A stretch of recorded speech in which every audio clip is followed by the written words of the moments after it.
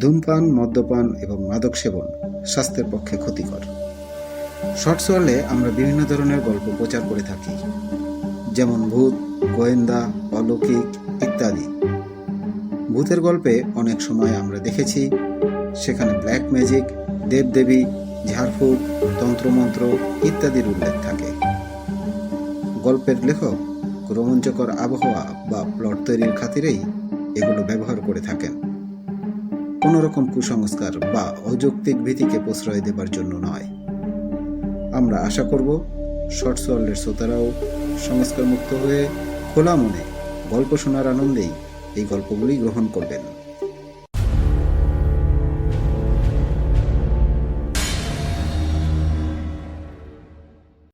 বাংলা সাহিত্যের রোমাঞ্চকর কিছু গল্প দিয়ে সাজানো আমাদের এই বিশেষ নিবেদন। আজ আপনাদের জন্য থাকছে শিবরাম চক্রবর্তীর লেখা একটি ছোট গল্প, গোল দিঘির ভূত। গল্পটি নেওয়া হয়েছে শুকতারা 101 প্রথম খণ্ড থেকে।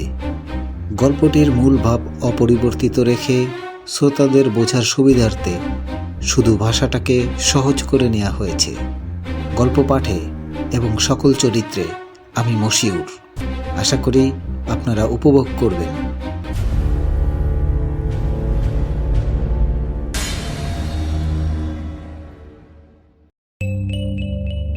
ভূতের কথা বলতে গেলে এক অদ্ভুত ঘটনার কথা আমার মনে পড়ে। বছর কয়েক আগেকার কথা। তখন সবে এক দৈনিক পত্রিকার আপিসে সাংবাদিকের কাজে ঢুকেছি। নামমাত্র কাজ, এই রবিবারের কাগজে একটুখানি লিখতে হয় ফি হপ্তায়। আমার একটা আলাদা স্তম্ভ ছিল, তাতেই লিখতাম আর কি।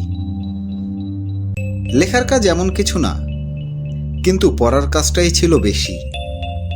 সপ্তাহে একবার ওই একটুখানি লেখার জন্য এত বেশি আমাকে পড়তে হতো। এত রকমের দৈনিক, সাপ্তাহিক আর মাসিক পত্রিকা ঘাঁটতে হতো যে বলবার নয়। ভূত না হলেও বলতে কি সেই একটা বিভীষিকা ছিল। এরকম কাগজপত্র ঘাঁটবার কালে একদিন একটা খবর আমার চোখে পড়ল। দৈনিকটির প্রেরিত পত্রের স্তম্ভে একজনের একখানা চিঠি। চিঠিখানি স্তম্ভিত করবার মতোই। পত্রদাতা লিখেছেন, সম্পাদক মশাই, আমরা গোলদিঘি এলাকার বাসিন্দে। কিছুদিন থেকে ভূতের উপদ্রবে বড়ই উৎপীড়িত হচ্ছি। ব্যক্তিগতভাবে অশরীরী ভদ্রলোক তেমন কষ্টদায়ক না হলেও যখন তখন যেখানে সেখানে তারা অবাঞ্ছনীয় আবির্ভাব আর অর্ধদানে এ অঞ্চলে সকলেই আমরা বিশেষ কাহিল হয়ে পড়েছি। ব্যাপারটা আমাদের প্লীহার পক্ষে খুব হিতকর নয়, এমনকি হার্টের পক্ষেও। হার্ট যদিও পিলে চমকানোর মতো সহজে চমকানোর ছেলে নয়, কিন্তু তাহলেও ছেলের মতো ফেল করতে পারে তো। যাই হোক, আপনাদের বিশ্ববিশ্রুত পত্রিকার সংখ্যাহীন পাঠক পাঠিকার কারো যদি এই ভৌতিক দুর্যোগের কোনো প্রতিকার জানা থাকে, দয়া করে যদি আপনার পত্রিকার মারফতে তিনি জানান, তাহলে আমরা অত্যন্ত বাধিত হব। ইতি ইত্যাদি। কলকাতার বুকের ওপর ভূত একটু অভূতপূর্ব কাণ্ডই বটে। এ কি কখনো সম্ভব হতে পারে? কি ভাবছেন মশাই, অমন গালে হাত দিয়ে? আরেকজনের কথায় আমার চমক ভাঙল। একই কার্যালয়েরই আমার এক সহযোগী, আমার মতোই আরেকজন। আমি বললাম, এই ভূতত্ব নিয়েই ভাবছিলাম। ও ভূতত্ব? আজকের ভূমিকম্পের কথা বলছেন? জাপানের সমুদ্র কিনারায় 3টি শহর ধসে গেছে, কত ঘর বাড়ি গেছে, মরেছে যে কত হাজার, তার কোনো ইয়ত্তা নেই। বাস্তবিক এই ভূমিকম্পগুলো কেন যে হয় তার রহস্য আবিষ্কার করা। আমি বাধা দিয়ে বলতে গেলাম, আগে সে ভূতত্ত্ব নয়, আমি ভাবছি ভূতের তত্ত্ব, ভূতত্ত্ব। এই একই কথা, ভূতত্ত্ব আর ভূমিকম্পের তত্ত্ব এক। একই সূত্রে গাথা। একটা যদি আমরা কিনারা করতে পারি। আহা, তা নয়, তা নিয়ে আমি মাথা ঘামাচ্ছি না মশাই। আমি ভাবছি ভূত নিয়ে। ভূত আছে কি না, ভূতের আস্তিক নাস্তিক এইসব নিয়ে ভাবছি। যেমন মহৎ থেকে মহত্ব, অসমত্ব থেকে অসমত্ব, তেমনি ভূত থেকে ভূতত্ব। ভূমিকম্পের সঙ্গে এর কোনো সম্পর্ক নেই।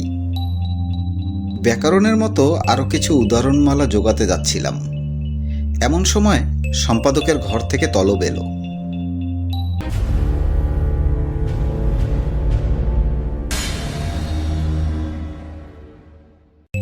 যেতেই সেই কাগজটার ভূত পর্ব অংশটা তিনি পড়তে বললেন।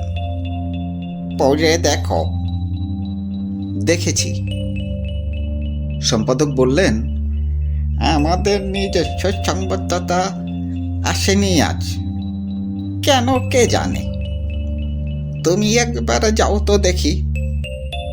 গোলদিঘির এই ভূতের ব্যাপারটা সবিশেষে জানিয়ে এসো।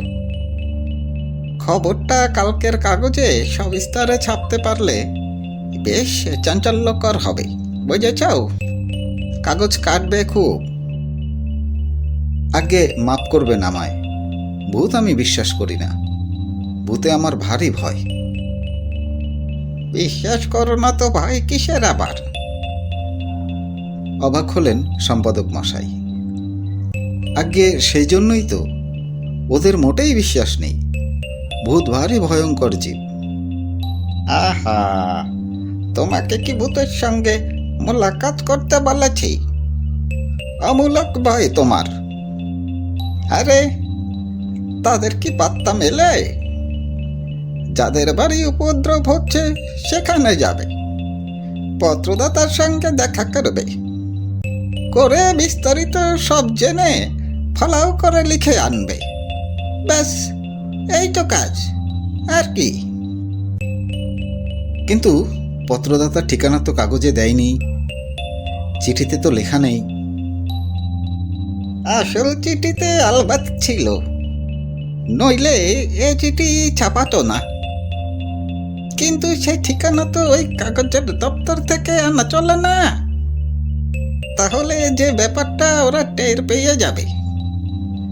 আমরা যা করতে যাচ্ছি মালুম পেয়ে নিজেরাই করে বসবে আগে, সব মাটি হয়ে যাবে। তাহলে তাহলে একটুখানি জায়গা তো গোলদিঘি, অঞ্চলটায় ঘরোগে।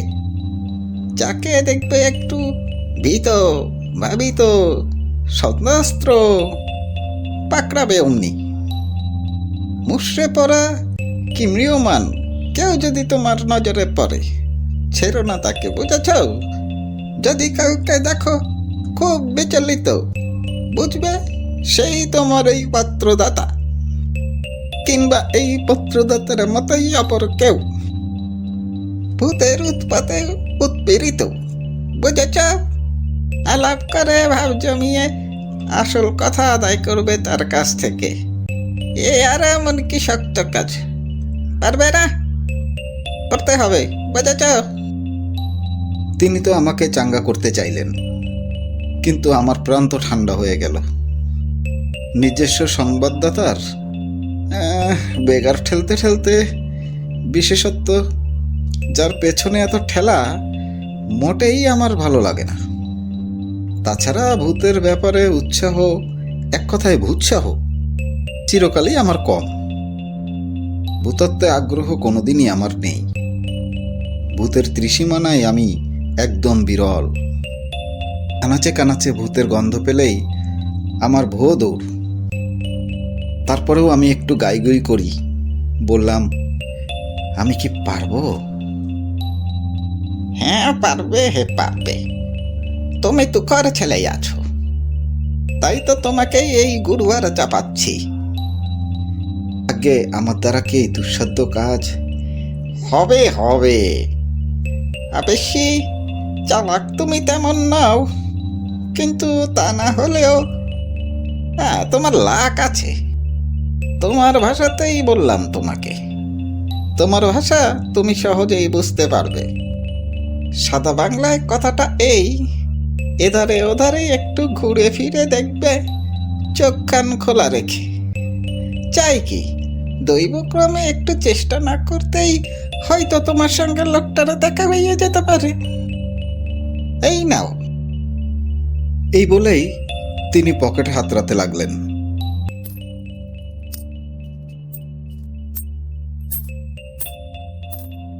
তিনি তার নিজের পকেটে হাতড়ে টাতড়ে খুচরো খাসরাই মিলিয়ে যা পেলেন আমার হাতে সমর্পণ করলেন। এই নাও, টাকা 2.5 হবে। কাজটা সারবার পর কফি হাউসে গিয়ে, ওই যে গোলদিঘির কাছেই তো কফি হাউস, কফি টফি যা হয় একটা কিছু প্রাণ ভরে খেয়ে নিও। এতক্ষণে কাজটায় আমার গা লাগে, যে আগে বলেই বেরিয়ে পড়ি বউবাজার থেকে সোজা বইয়ের বাজারে।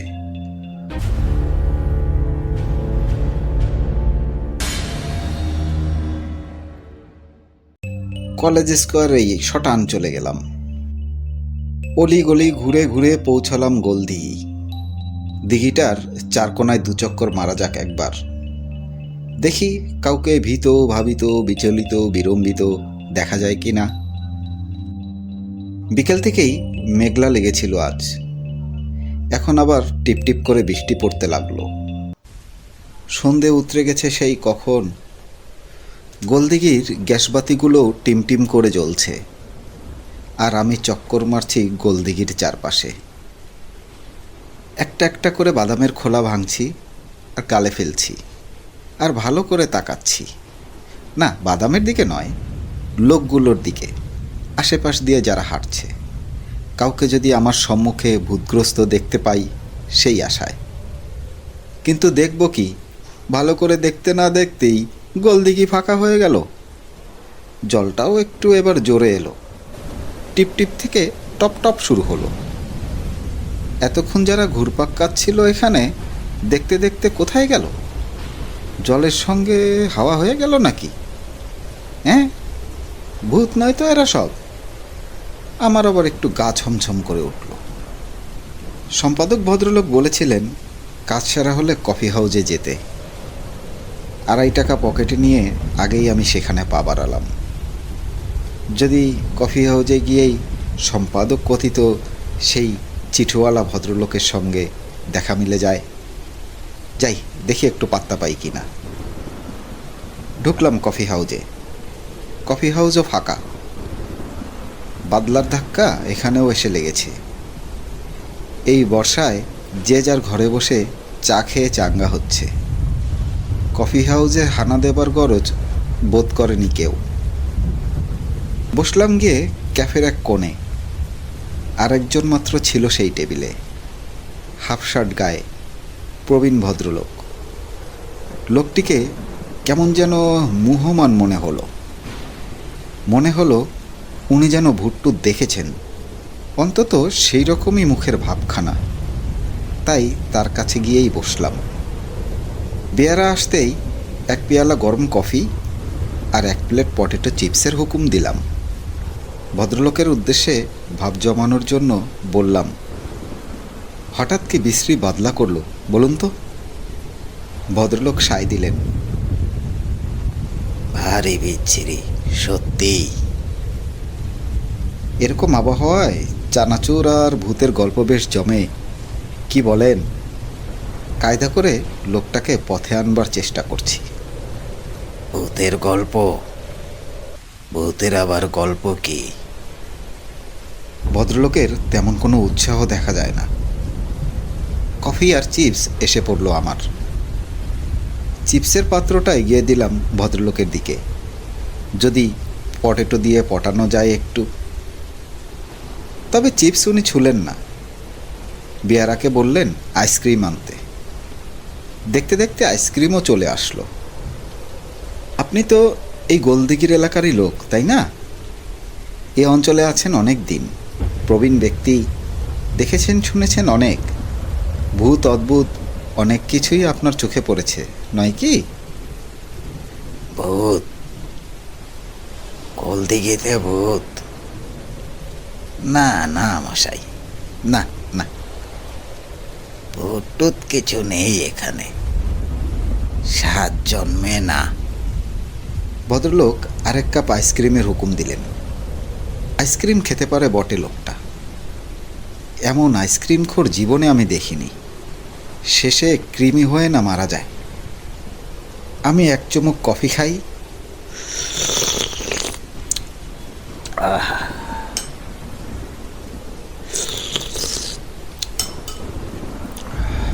আর উনি গ্লাসের পর গ্লাস আইসক্রিম খান। প্রায় 17 গ্লাস আইসক্রিম সারলেন ভদ্রলোক। ততক্ষণে আমি মাত্র 3 পেয়ালা কফি খেয়েছি আর প্লেট 2 আলু ভাজা, ব্যাস। কিন্তু এতক্ষণ ধরে এত চেষ্টা করেও এক টুকরো ভূতের খবর ওর মুখ থেকে খসাতে পারলাম না। ওকে ভূৎসাহিত করার সমস্ত কায়দা আমার ব্যর্থ হলো। যতই আমি ভূতের কথা পারতে যাই, ততই উনি ঘাড় নাড়তে থাকেন। না না না, গোল দেখিতে ভূত থাকে? এত গোলমেলের মধ্যে ভূত কখনো তিষ্ঠতে পারে কলকাতায়? ভূত টুত যা ছিল এখানে সব ইহলোক প্রাপ্ত হয়েছে, মরে মানুষ হয়ে গেছে সব কবে। 17 গ্লাস আইসক্রিম সাবার হলো, কিন্তু ভূ শব্দটি তার মুখ থেকে বার করা গেল না। অবশেষে কফি হাউজের মায়া ত্যাগ করে উঠতে হলো। ক্যাফের দরজা বন্ধ হবার সময় হয়েছিল। উঠে কাউন্টারে দাম দিতে গেলাম, কিন্তু বিল দেখে তো আমার চক্ষু চড়ক গাছ। 15 টাকা বিল।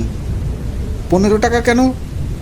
আমি তো মোটে 3 পেয়ালা কফি আর 2 প্লেট চিপস খেয়েছি, তার জন্য 15 টাকা? প্রবল কণ্ঠে আমি প্রতিবাদ করলাম।